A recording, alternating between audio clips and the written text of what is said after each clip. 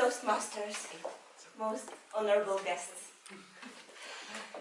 Some of you might know that together with Ishil we run professional coaching diploma program in Munich. And in one of our training courses, we asked our participants, our students, about their childhood heroes. The interesting thing was that the heroes were different.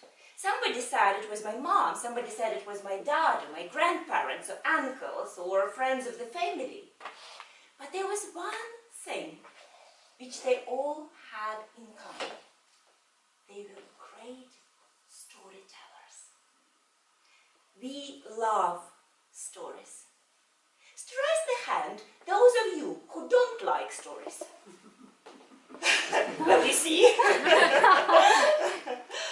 I always loved stories. When good and evil clash on the battlefield, where hero accepts the call for adventure and being thrown away of their ordinary life, being tested and challenged by threshold guardians, entering the darkest cave full of monsters and facing their fears, being supported by their allies and mentors, going through the hardest ordeal and dies. But dies to survive back again, becoming stronger, wiser self to bring their gift as a service to others. So what makes a good story so powerful and so attractive? Somebody said once that there are only 2 or 3 human stories, and they go on over and over again, repeating themselves as fiercely as they never happened before. And we associate ourselves with those heroes from those stories. Have you ever recognized yourself in Harry Potter, or Luke Skywalker, or maybe Dorothy from The Wizard of Oz? We too being thrown away from our ordinary life to the unknown. We too are struggle, fall, and then bounce back, being constantly tested and challenged by obstacles, by difficult circumstances, by unfriendly comments. And we too need an ally, somebody who can invigorate us, who can empower us and encourage us in our hero journey so that we can bring our gift as a service to others. You know, I could have become a poet. When I was 5, I loved writing little poetries. And I wrote poetries about everything I saw around. And I felt so inspired.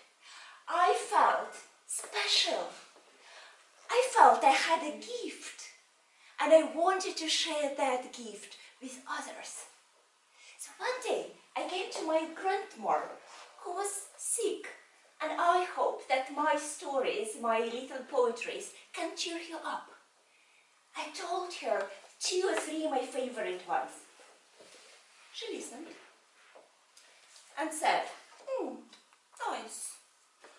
Keep practicing, recite silly little poetries, and maybe one day you can create something decent. My poetries were silly. I left her room feeling low, feeling ordinary, feeling ungifted. Well, she was just a sick old lady. She did not know how to do better. But do you know how many poetries I've written since then? None. But what if she said, wow, that's beautiful. I'd love to hear more. That's all. That's all I needed to hear. I would fly away and I would write more and more poetries every single day that maybe one day I could have created not just something decent, but a masterpiece, bringing my gift as a service to others. Much later, I understood the role my grandma played. She was testing me, just like a threshold guardian. But I was not ready. What I needed was an ally who could support me, invigorate me, and empower me in my hero journey.